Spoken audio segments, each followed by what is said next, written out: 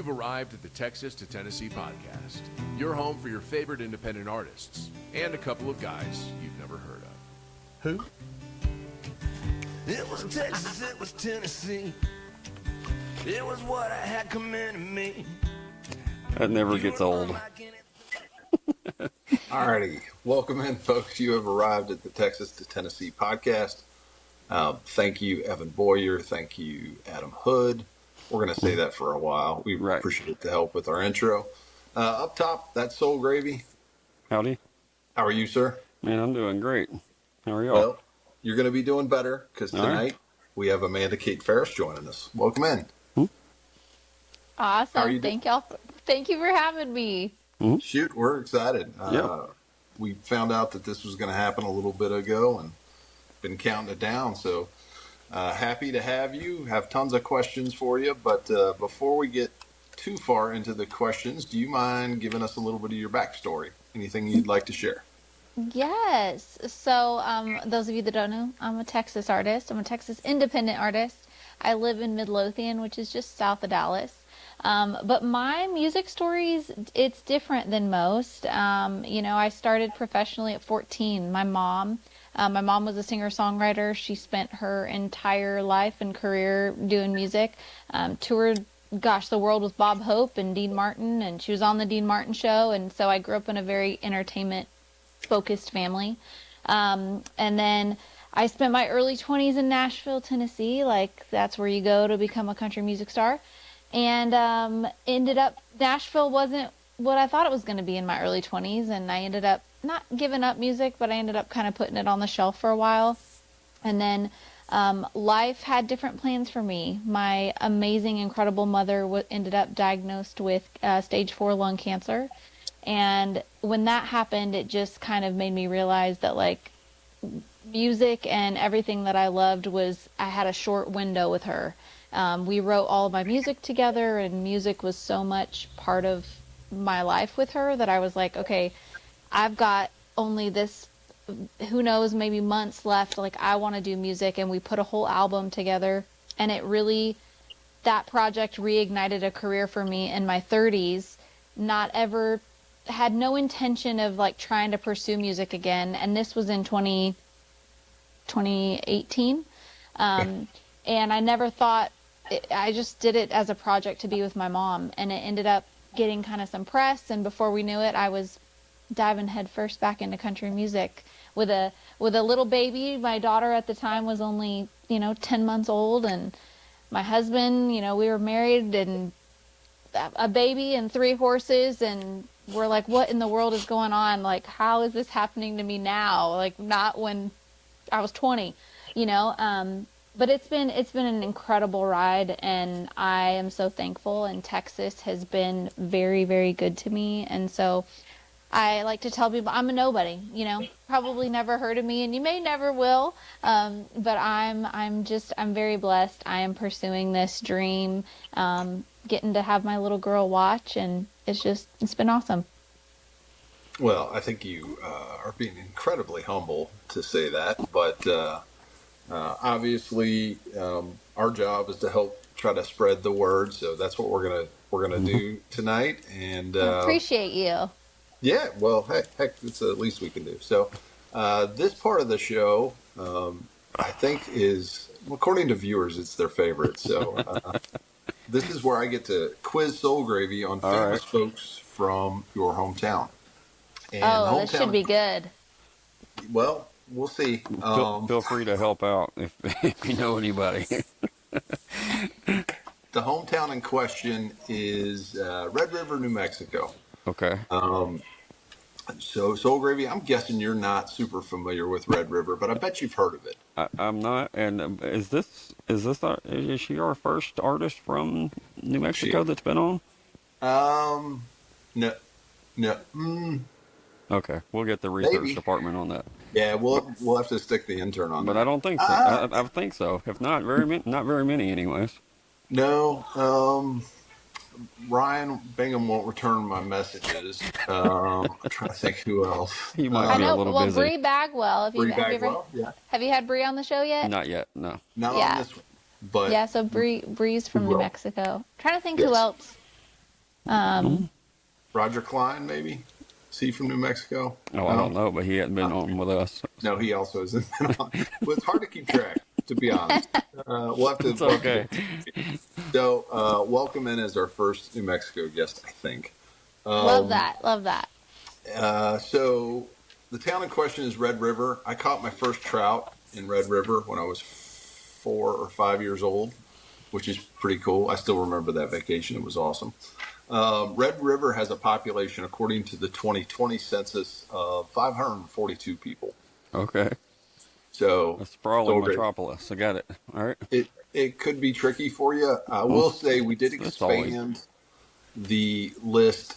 Just so we had a full list. We did expand it to all of Taos County. So you'll have a few folks that I think you might have a chance with. Some of them are going to be pretty tough, but good luck, man. All right. All right. First off, Ron Davis. I don't think I'm familiar with Ron Davis. I mean, that's a pretty popular name, I would guess, but probably doesn't help. But what'd you say? He goes by Ronald also. Oh, no, that doesn't help. All right. He is an American painter whose work's associated with geometric abstract, illusionism, lyrical abstraction, hard edge painting, shaped canvas painting, color field, 3D computer graphics. Veteran of nearly 70 solo exhibitions and hundreds of group exhibitions. So shout out to Ron. Barbara Latham. I don't think I'm familiar with her work either. All right, you might start to see a trend here. Okay. Is she an artist? She is. American painter, printmaker, and children's book author. So shout out to Barbara. I feel like these got to all be Taos, right? Actually, the first one was Red River. The second one, I believe, is Taos. Okay. Yeah, but the first one was Red River. I have one more Red River, but there's a 100% chance that Soul Gravy will not get it. So we may skip no them. faith in me. Robert Mirabal. He's an artist. I'm kidding. I'm not sure. Well, he deals in the arts. Okay. He's a famous flute maker. Okay. He's got flutes in the Smithsonian, so pretty impressive. Okay. And when you say from, like they were born in Red River, or? So all of these were born in Taos County. Okay. So some will be from Taos. Some will be from what's the Pueblo town? Like Cuesta. Arroyo? Is it Arroyo? Yeah. I mean. Yep. Well, I guess anyone that Taos is the only hospital, so I guess if born wise, you'd have to. Yep. Be in Taos anyway. Unless you're. I mean, I'm learning a lot here. I'm not gonna lie. What's that? I said I'm learning a lot on this. Well, so hang tight. There's more.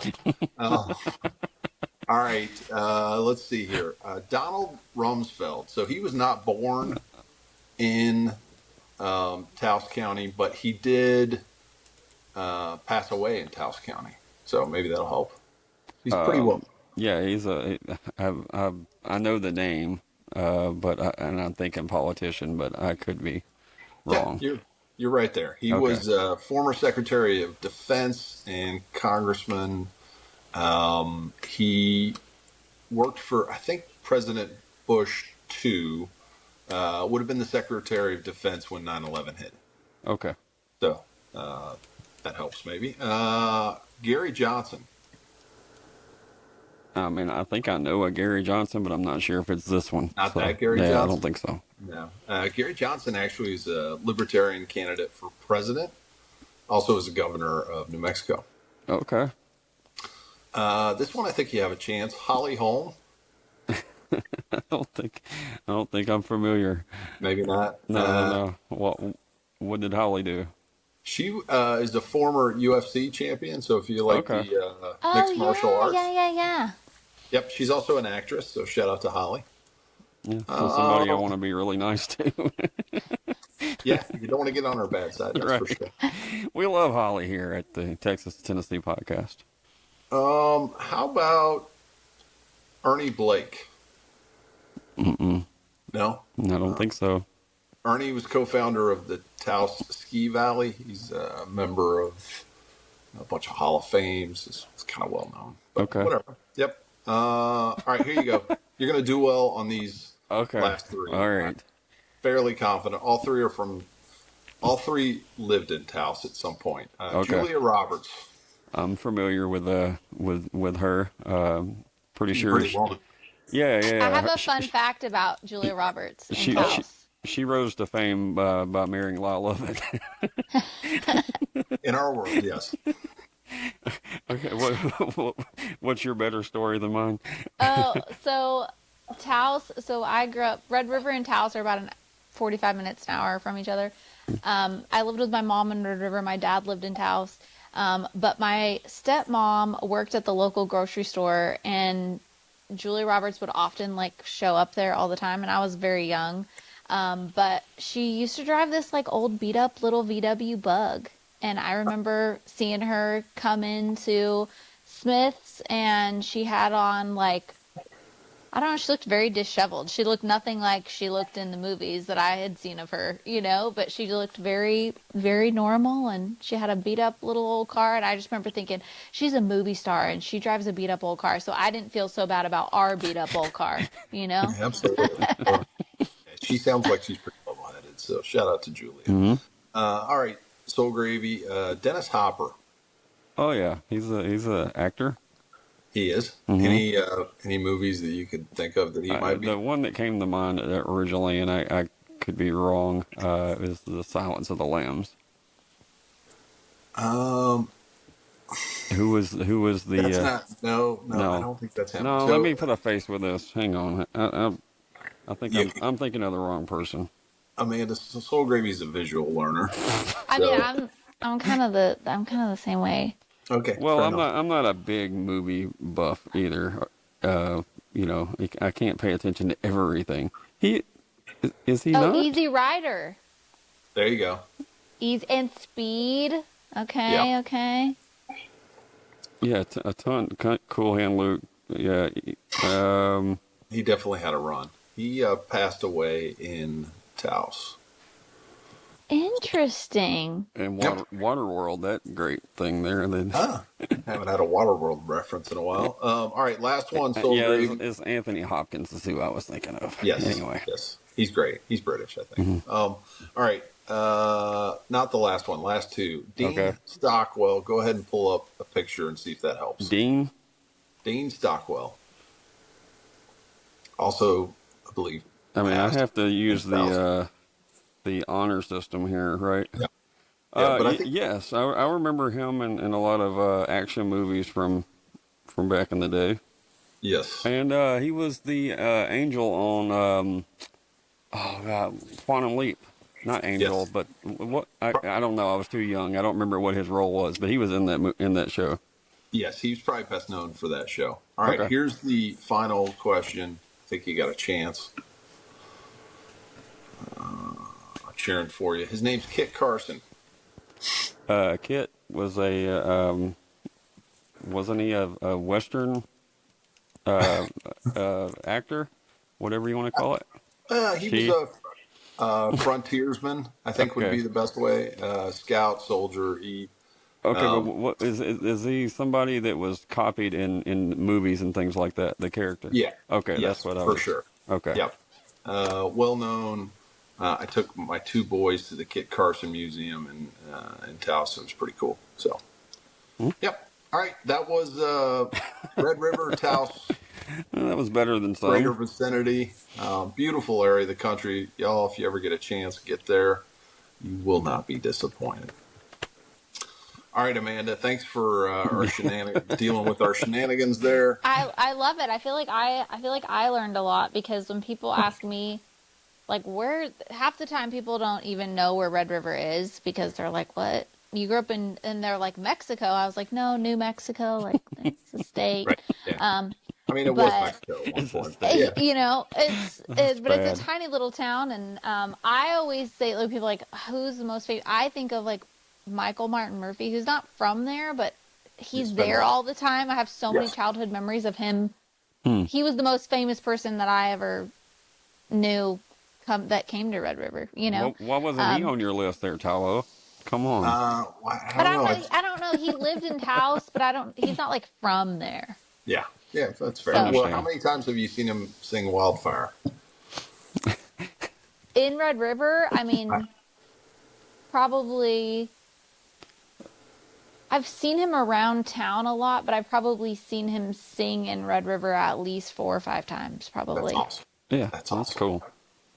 He does a Christmas show in Fort Worth every year that is phenomenal with his Mm-hmm. friends. You'll ever get a chance, go check that out. But we want to learn a little bit more about you at this point. So I want to ask, this is called the pie question, and it's definitely the strangest question I'll ask you tonight. So everything else gets a little bit easier from here. Okay. But I like to divide up the music pie into 4 sections. So I think of song creation as one piece of the pie. I think of performance as a piece of the pie. I think of recording as another piece. And then the fourth piece is everything that doesn't fit into one of those 3 pieces, but occupies a lot of your time. So I would guess the business side, Yeah. all the different pieces that go into that, social media, managing a band, all those things would be the fourth piece of pie. So I guess my first question is, which of those pieces do you kind of naturally gravitate to? Where's the place that you feel most at home? Yeah. I think probably it's like it depends on the season, you know. Performance is definitely what I love the most. Okay. Like I love entertaining a crowd. That's kind of where I think that comes the easiest to me, you know, just because of a natural talent and ability, I guess. But then I think being an independent artist in this day and age, I feel like the like content creation business side takes up, sadly, probably more than it should. Sure. And then the like actual writing and recording is like this little piece that needs to get done, and it's probably but outside of performing, that's what I love the most. Like if I could just do the writing and recording and performance, like, and hand everything else off, that would Sure. be ideal. But yeah, in this current landscape for independent artists, I think that the business side and the content creation, social media, marketing is a big chunk of it, you know, Yep. for all of us. If you don't have a team, I mean, if you have a big team, you can hand some of that stuff off, but Sure. yeah. So let's talk about performance just a little bit. I, I, my guess is, well, maybe I should let you answer this instead of trying to guess. Uh, how much of an influence of your mom's career was there in terms of the performance side? Oh gosh. Huge. She started, because I started professionally, I really did at like 14. We were touring with a Christian singing group, and so my mom wrote the music for us. She was tour manager, kind of, you know. She was also like music director. And so from a very young age, she was very influential in driving me and helping me understand the importance of performance and how captivating a crowd is everything. Like you have to learn how to, you know, not only like sing and be on pitch, but you also need to entertain them and connect with them. You've got to learn how to talk to them. And honestly, my mom was probably the one person that taught me that more than anyone. Did you feel like once you kind of started down the independent artist road that you maybe already had a step forward on, I don't want to say competition, but other people that were doing the same thing in the performance side?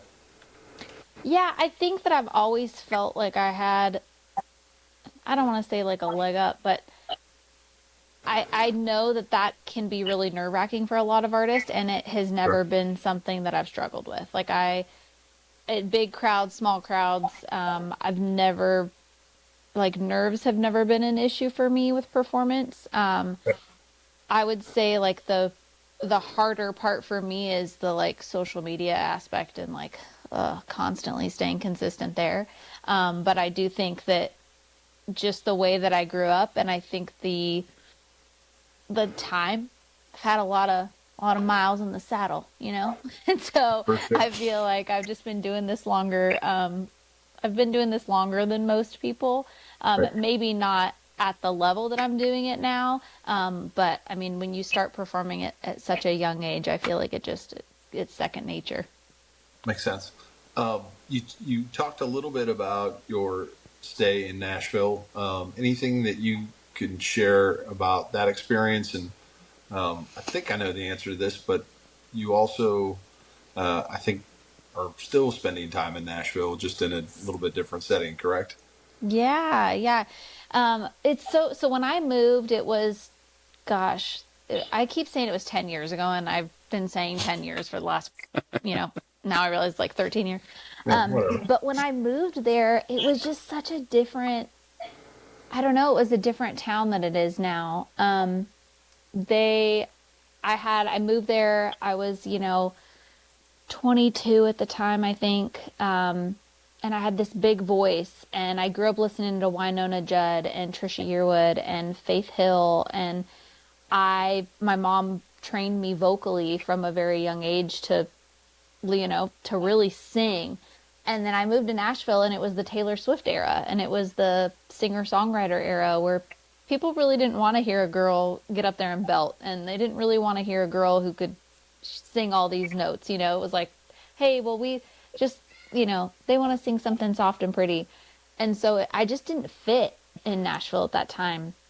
And it was really disheartening. You come from, and I'd moved from LA, where, I was singing all the time. I was in one of like this great cover band and playing in Vegas and playing all over. And then I moved to Nashville, and I didn't sing hardly anywhere for a year. It was like, I'd pop up on stage and sing some covers, on Broadway or whatever. And I would do writers rounds, but the performance element was so different. I didn't have shows, they didn't really have a ton of places for artists to like get up and do what I love to do. And so it was very different for me. And, it was just my journey. I've ended up going back home and went back to singing in church. And, but my experience with Nashville now is so different because, one, I have so many friends there. I record all my music there. So many of the songs that I've recorded have been written by writers that I know from that are in Nashville. And so it's funny how I had a really bad experience when I was young, but now I love it. I have some of the best friends that are there, and the town Nashville's been really good to me and been really supportive as an independent artist. You have people like Leslie Fram from CMT, who really kind of took me under their wing and has been really supportive of all of my music videos that came out when she didn't have to, like I wasn't on a label or anything. And she was really supportive, and, different outlets and stuff like that. And so I really enjoyed getting to go back to Nashville, but I'll never move back. People ask me that all the time. Like, are you going to move? I'm like, no. Yeah, no, Texas is home. Yeah, yep. Well, y'all probably think I have amazing muscle control, but it looks like I'm not moving on the screen. So I'm going to hop out and hop back in. Okay. Greg's going to ask you a couple questions. All right. I was wondering, I was like thinking maybe it was just frozen for me. Yeah, me too. And I just didn't want to say anything. Maybe it's moving. That happens to me all the time. Like, so my day job, because that's another fun fact people don't realize, like I do music, but I also still work a day job. And so a lot of times, like I'm on Zoom calls all the time, and I'm on Zoom calls for music stuff too. But it's the worst when you're talking and somebody's like, "Hey, Amanda, you've actually been frozen for the last 10 minutes." At least he realized that he was. Well, there he is. Before we even get to the he just wanted to make sure I didn't screw up any questions. I'm like, I can't leave him unattended.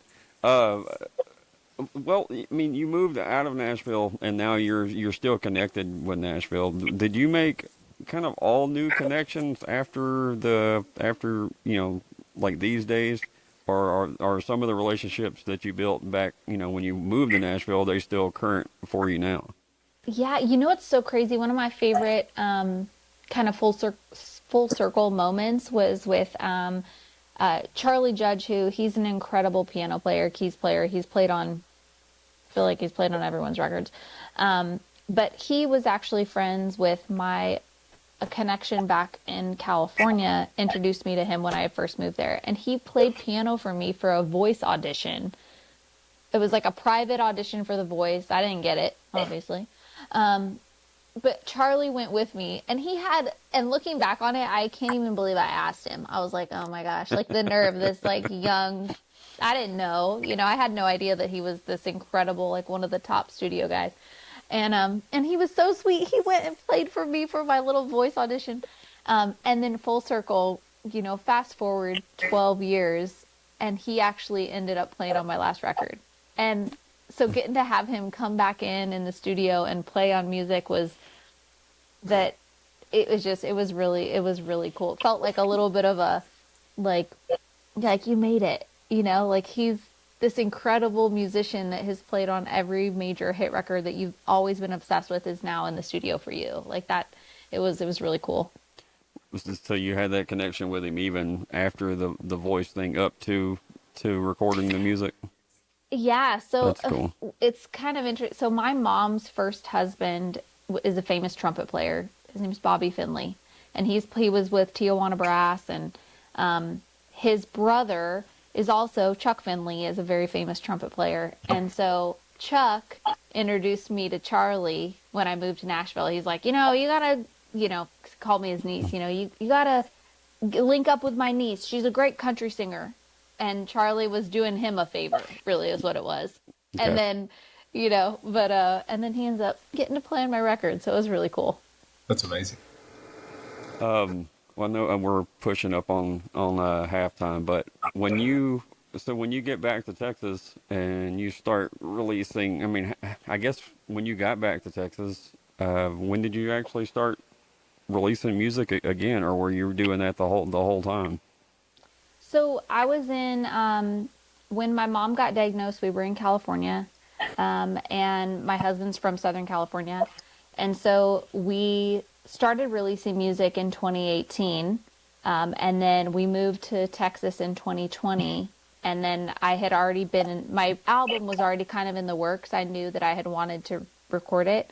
But Texas has always been my listener base. Like if you look at all my, the back end, the data or whatever, it was always Texas. And so I knew that like and my husband being a police officer, we were going to leave California, and we knew it was going to be Texas. And so, yeah, we came back and I started releasing music, and Texas was it was like they opened their arms. They were like, we'll adopt you, and it was really awesome. But my first single we sent to Texas radio was Baby Don't, I think, off of my last record.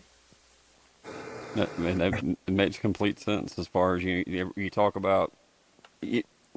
Artists get asked all the time, well, why don't you move to Nashville? Because that's where all the the company-based people are, or at least so they think in their mind. But it's also smart to move where your audience is. Nobody thinks about that side of it. No. Yeah. Huh? Absolutely. Well, Amanda, I know it feels like it's been 3 hours, but believe it or not, we're 30 minutes in. I know. And we are going to hopefully. Yeah, I got the music, just not the picture. Okay, we're going to play in this town. So can you give us a little intro on that song? Yeah, so In This Town is, we're hoping, I'm crossing my fingers, I'm hoping to send this to Texas radio here soon. Right. But this was the song that was on my last album, and it's funny, it's the one that got the least amount of streams.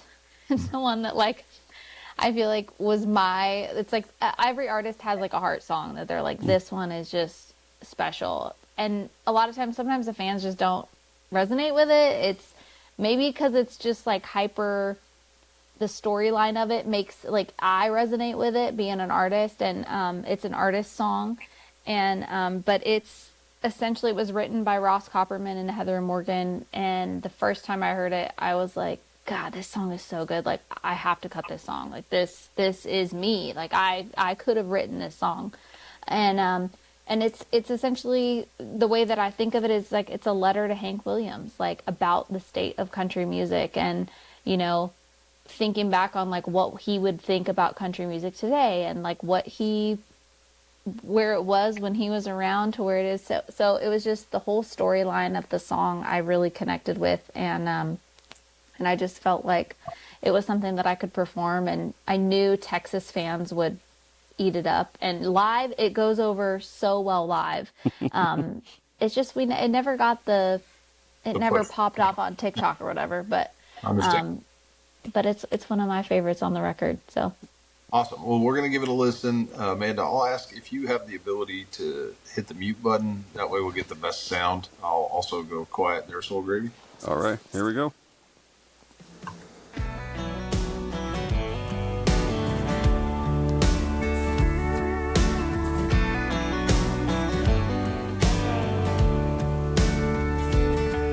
Well, Heartache used to sell records, that longing, lonesome sound.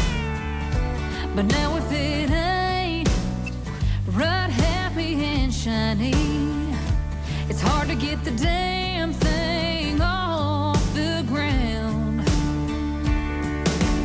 Hank, if you're listening, I'm trying real hard not to let you down. I know sometimes it seems like something's missing.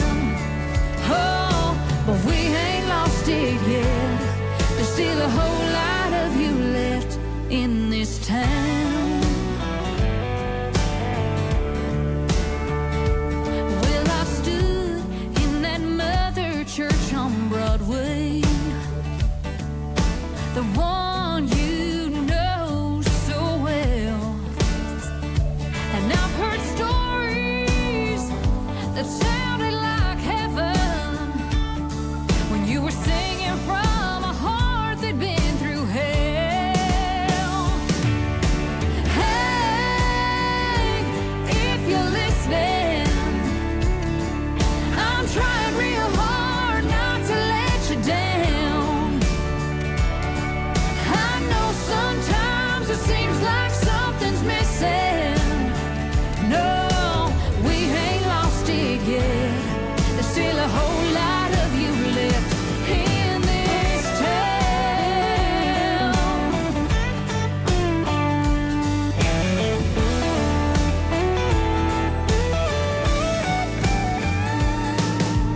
Hank, if you're listening, I'm trying real hard not to let you down. Hank, if you're listening, I'm trying real hard not to let you down. I know sometimes it seems like something's missing. No, we ain't lost it yet. There's still a whole lot of you left in this town. In this town.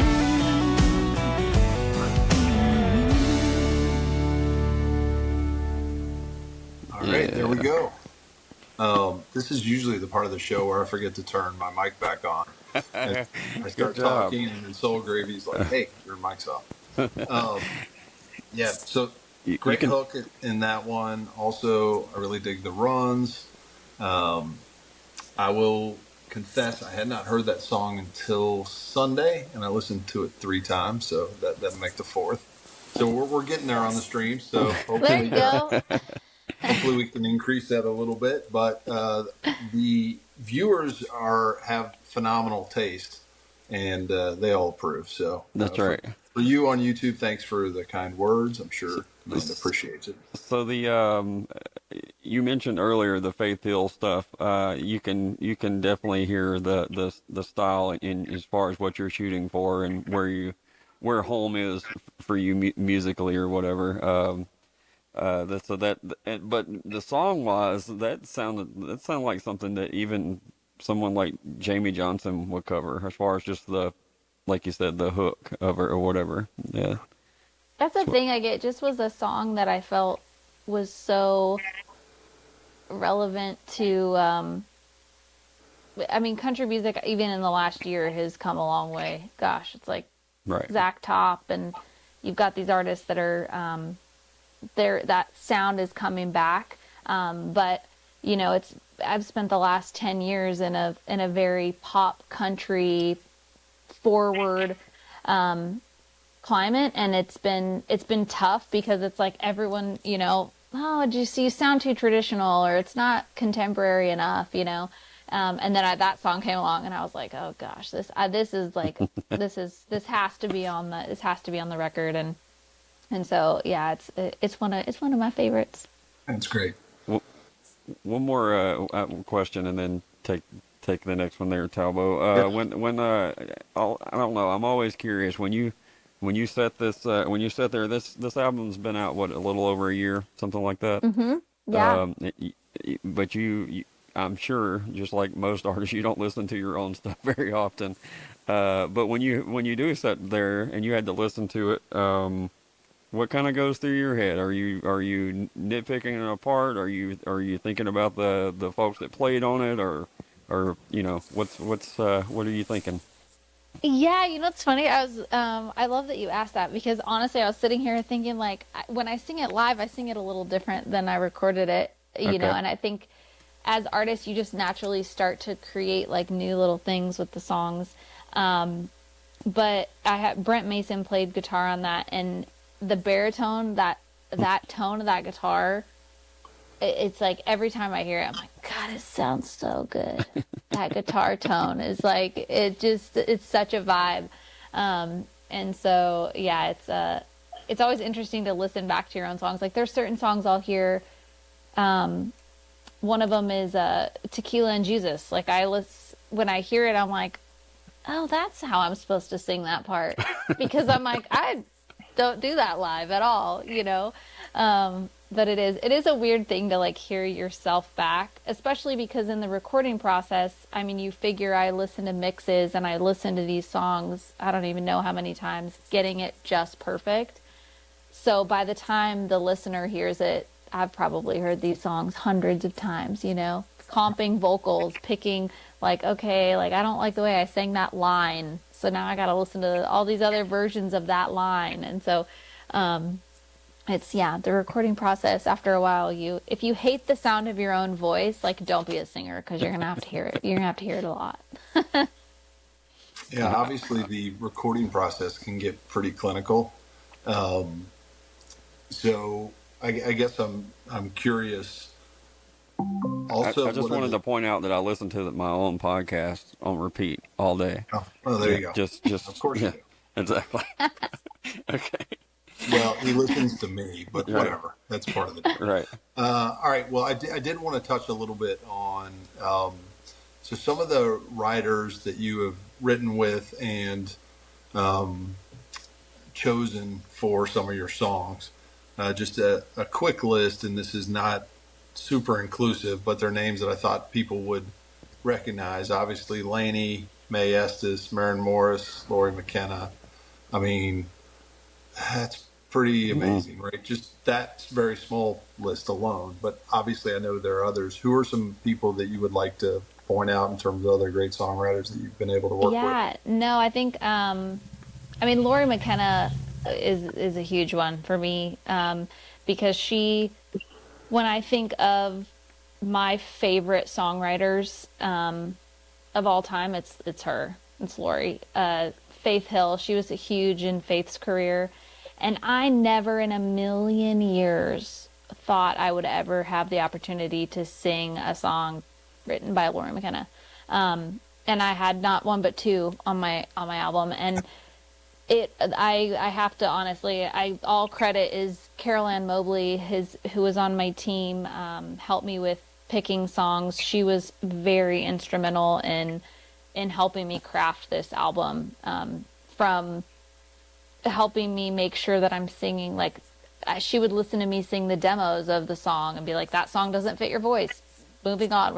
We're not cutting that one. She would find these songs and say, you know, she was found Pedal Steel and she was like, I hear you on this song. Like, you need to cut this song. And so she played a huge part in helping me craft, to be honest, one of the, I think will probably be the album that I'll be probably the most proud of in my whole career because of her involvement. She was incredible because she knew at that time in my life too, I had lost my mom. I wasn't in a frame of mind of wanting to write because everything I did write, it was just so sad. It was like, I can't put out an album of like every song. Like it just, I was like, I don't want to put an album out of me, you know, being like weepy the whole time.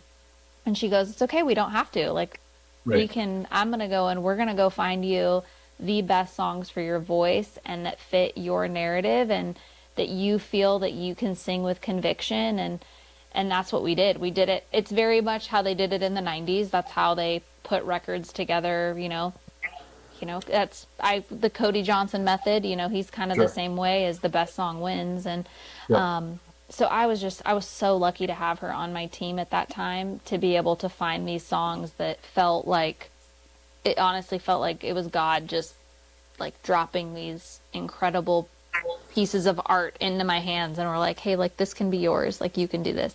And so it was awesome. But Lori, having a song by Lauren McKenna was incredible. And I wrote her a message after we cut, When I Think About You, because she wrote that thinking of it in the form of singing it about a love that you lost.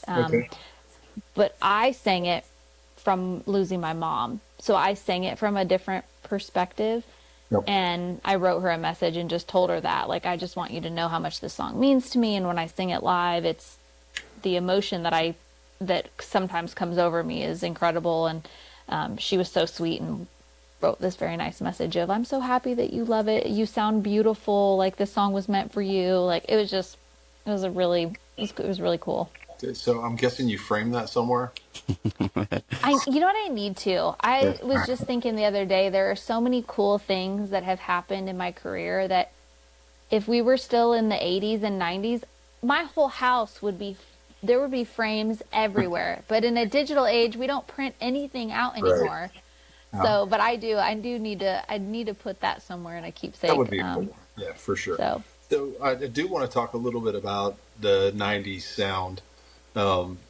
Definitely over the last, I don't know, maybe year or even beyond that, we've started to see this kind of movement of artists going back and finding that sound and then re-recording it with some of the benefits that you have today. How long? With some of the same musicians that would have been on that music, which is great. Also, I love that.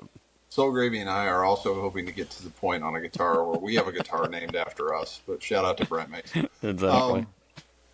But I guess my question is, how long do you think this lasts? Because we know that cycles happen with country music, and as much as we might love to see this stick around for a long time, you know what? I love that you asked this because even for me, I've been really coined as like a traditional artist, you know, like people know me for that sound. But right now, I mean, I'm like crazy inspired by the 80s right now, like Def Leppard, like the rock like tones, and you know, I'm diving into old Shania, not like old Come On Over Shania, but like the album that her and Mutt did, the Up album, where it was all of these like funky, cool, 80s pop, Brian White, like that Def Leppard thing, that sound that he was so known for. I am obsessed with that right now, and so it's like we're trying to play around with like what do I want to do next. And I think the 90s sound is fun and it's trendy, but like you said, nothing lasts forever. And if you're trying to chase trends, it's impossible, you know. I've been doing the traditional thing for I don't know how long, and then all of a sudden it was cool. It's like, oh, cool. Where were y'all? Yeah, and so now I'm like, I've been doing this same sound for a while, so this next these next singles that we're going to be putting out, I'm like, I kind of want to try something new. I want to like get a little bit more creative, with the sounds. My voice will always be my voice. It's always going to be, that's always going to stay consistent. But I think in the production, one of the best things about being an independent artist is that there is nobody telling me what to do. Right. There's nobody telling me that I can or can't do something. And so as artists, I think it's so important for us to chase what inspires us. Like if you want to do something, like don't chase a trend. And honestly, Jared is a perfect example of like somebody who he like has a vision, and he like has I want to do something that sounds like this, and there's no rules. And it's always so good and refreshing to see artists that are not trying to like fit in what is trendy, just do what makes you happy and is fun. And music is meant to be, we're not curing cancer over here, it's like, listen, it's music, like it better be fun. It better be fun, and you better be excited at the end of the day what you're putting out there, Absolutely. Well, I had a question. I was just going to point out for folks that doesn't know who Lori is, like the first song that popped in my head was "Girl Crush," all right? But there's just tons of those. And what was my other? Damn it! I had a good question too, and I got lost doing something else. You want me to hop in? Yeah. All right. Yeah, well, you go ahead. Tag. Thank you. Terrible. We haven't talked a ton about your live show, but for somebody that maybe hasn't seen your live show, how would you describe it, and what could they expect? Yeah, I feel like I am known for the girl that comes in there with a big old band. We're a 7-piece band, and okay. we have the whole crew's there. We've got drums and bass, electric guitar and pedal steel and fiddle, acoustic guitar, and so we're a pretty big band. But that's because of two reasons. One's I'd have 3 backup singers up there too if I could, but right. I don't have enough money for that yet. I love that sound. I want my music to sound like the record, and that's what's on the record. So I need that on stage with me. We don't play to tracks, not because I have like a thing about it. It's mainly because I'm lazy and I just have never done it. I've never put it together. So, but yeah, the show is, we play, everything is live. There's a lot of harmonies, which I love. Scarlett Deering who plays fiddle for me, she sings. And then Eli V, who's one of my best friends, he plays acoustic guitar and he sings too. And so it's a really good time. We try to keep it pretty high energy, but we throw in obviously some of my favorite covers. And so, yeah, it's a good time for sure. But it's we're not a party band. I tell people, I'm like, if you're going to try to see a crazy party, that's not me by any means. But if you love like beautiful, like really pretty songs, you want to hear a really kick-ass like country band, like we can deliver on that. So let's walk to the merch booth from the stage, and I'm curious what are there things that fans say to you about either who you remind them of, or something specific about what they like about your music that you hear over and over? Yeah, I think, well, people say the wildest things. And I don't know. That's what I was thinking.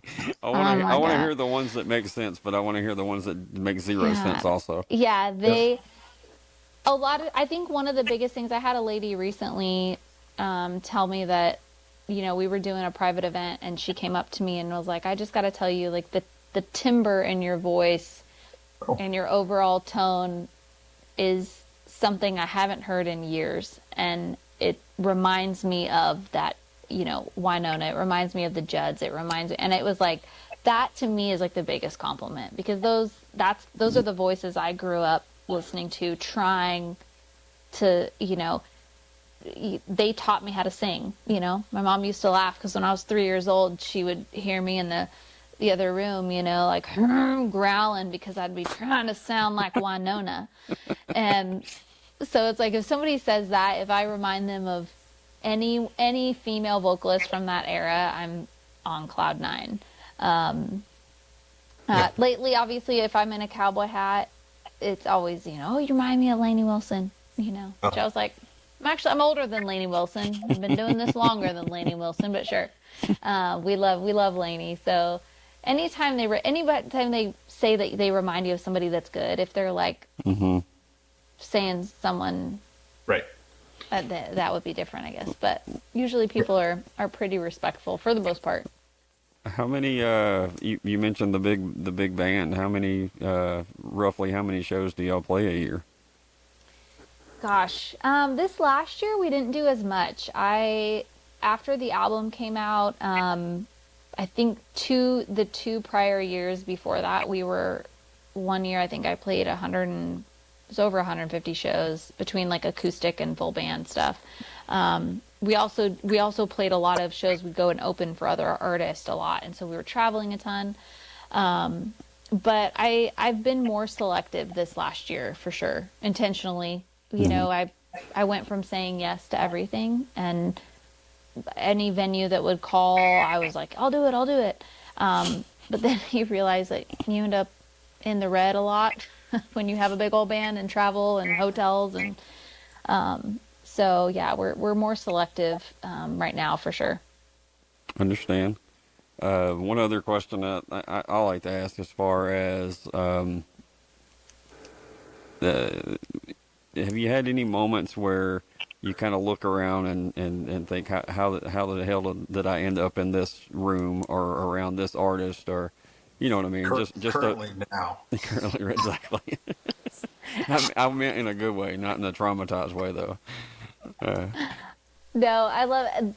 I had when I went to the CMT Awards, I got to go the last 2 years that they were in Austin, and got to, like, you know, they had me walk the red carpet and do all the interviews and stuff as a Texas artist.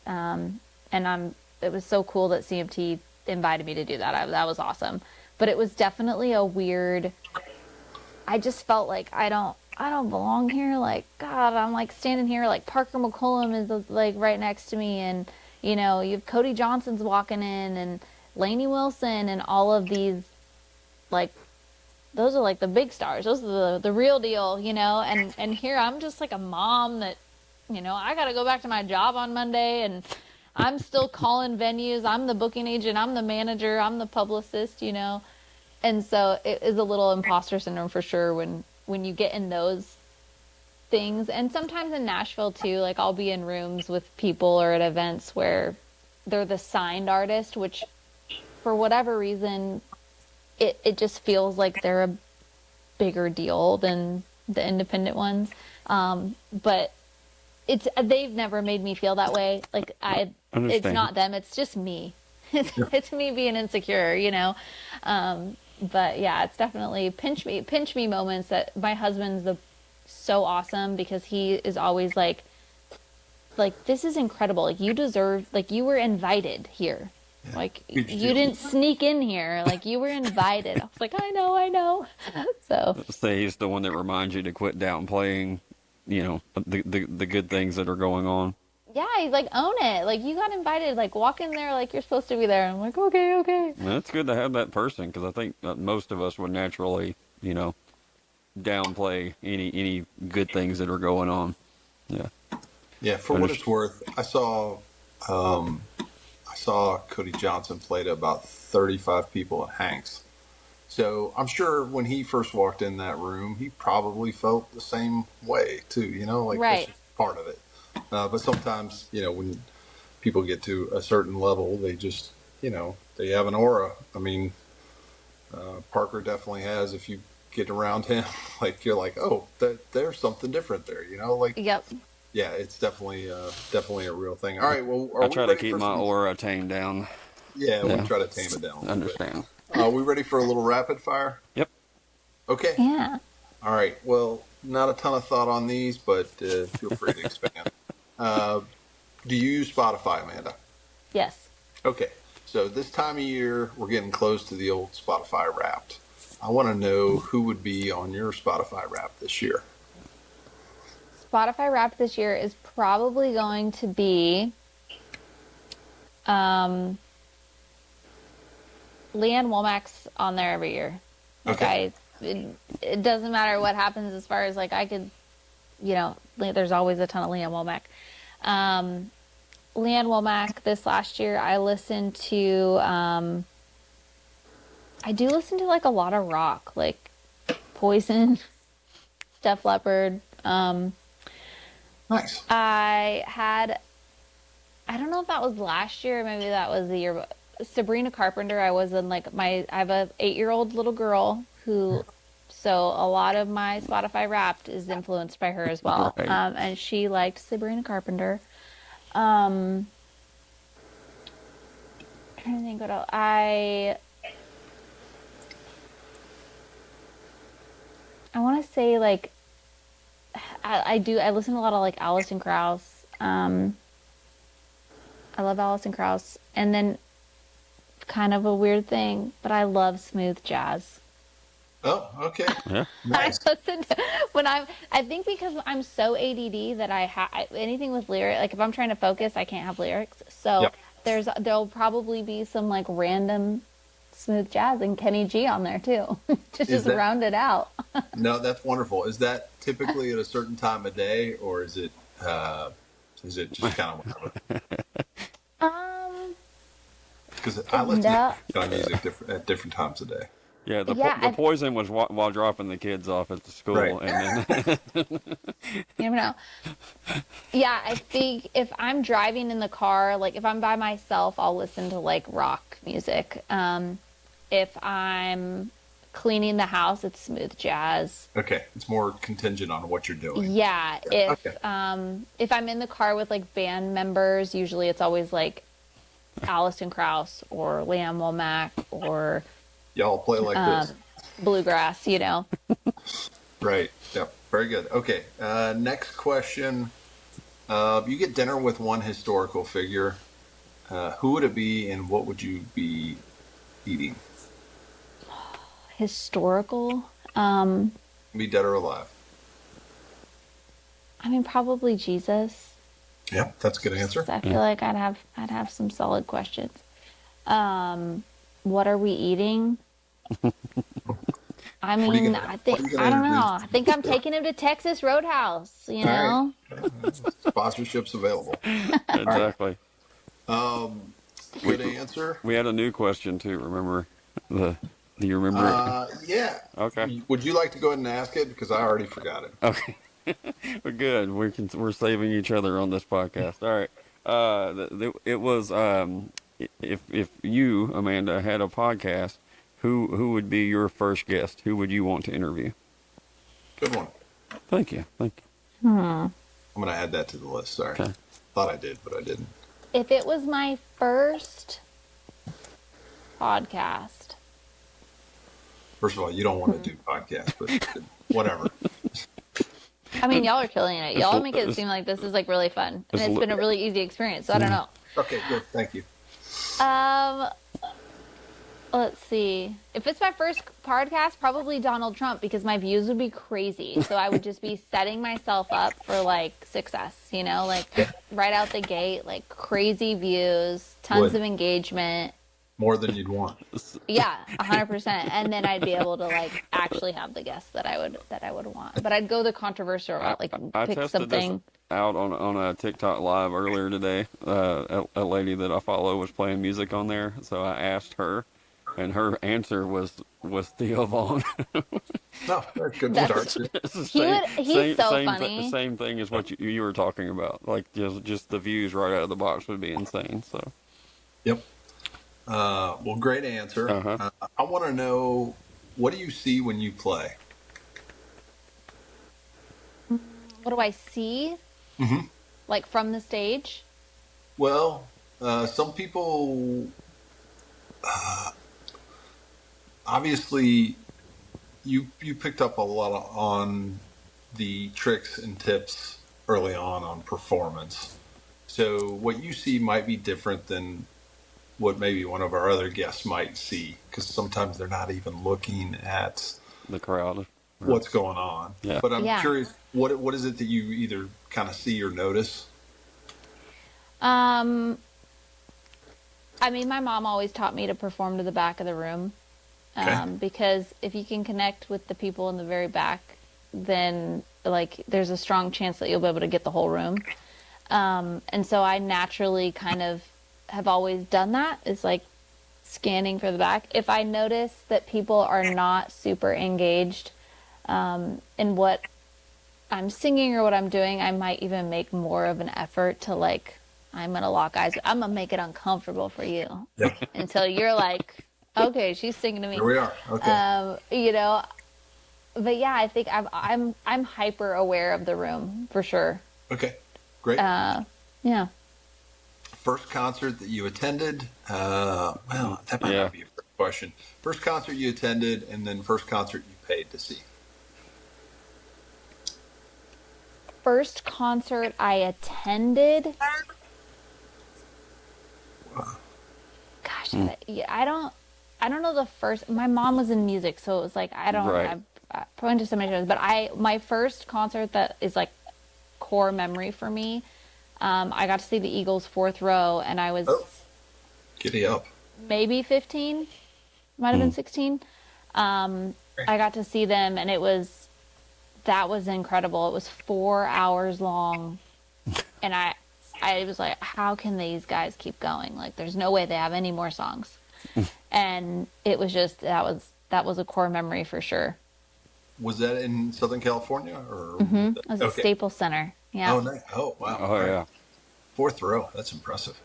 Yeah, and you know the best story about it is how I got to go, because the guy that asked me, he like apparently had a crush on me, and his dad knew my mom or something, I don't know. But he was a little bit older than me, and I remember my mom was like, Amanda, you need to be nice. He has a crush on you. And I was like, I don't want to go with him. Like they didn't tell me what we were doing. I just knew that he wanted to take me and with his family on this. We were going to go to dinner and go to a concert, and it was the Eagles. I was like, oh, I'm so glad I was like a nice girl. And my mother was so influential and was like, you're going to this. You're going to go do this. Yep. I hope that guy's doing great, you know? Yeah. Shout out to him. He's got great taste in music. Exactly. So. All right. Next question. I want to know a bucket list venue in Texas that you would like to play, and then a bucket list venue outside of Texas. Oh, gosh. I mean, Green Hall. I feel like that'd be really, really cool.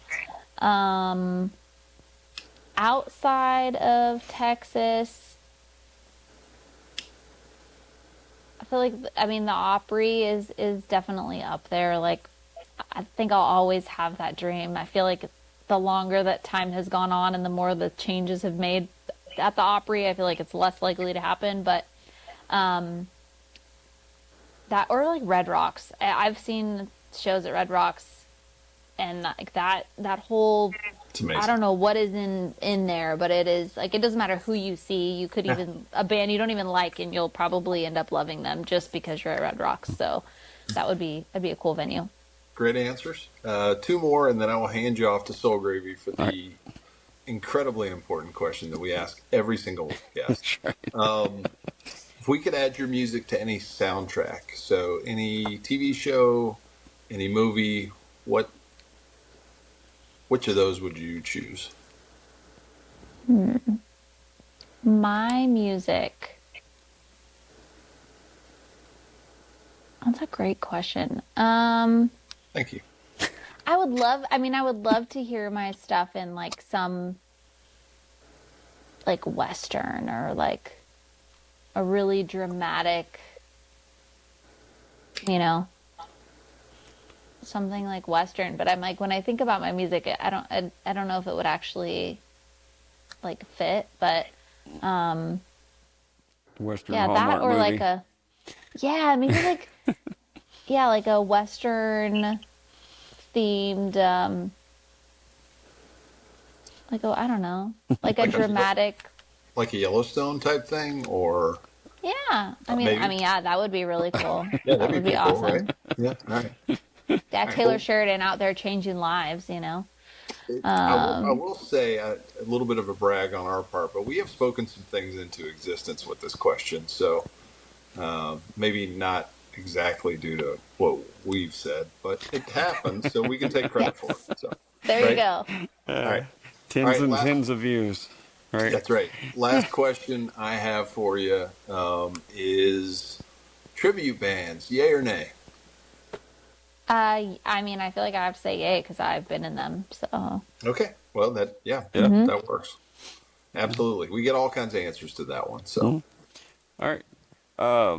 Well, if you don't follow Amanda on all of her socials, make sure you do. Wherever you listen to your music, hit that follow button so that you can keep up with any new music that is coming out. And as we say, that's all those follows help build the resume for independent artists, which unfortunately is part of the gig that they have to do. So help a homie out and then go hit those follows buttons. It doesn't cost anything to do so. All it's right. free. It is free. All right. This is not free, but Amanda, this started as a joke on episode 1, and now we have to ask this question. So Amanda, what is your favorite Little Debbie snack? oh gosh. It's gonna make me sound like a health nut, and I'm not. It's okay. Half the artists on here. What are the what are the chocolatey things and they're like got the swirl? Oh, the Swiss roll thing. Swiss rolls? I think I'm gonna go with the Swiss roll. Yeah. Okay. Well, fortunately, you asked the two right people about expertise on Little Debbie. Is that a Little Debbie snack? I don't Yes. know. It is. Okay. Yes. So well done on the Swiss rolls, folks. Thank you so much for joining tonight, Amanda. Thank you for making time for us, and we'll see you all soon. Absolutely. Thank you so much. See you. See ya.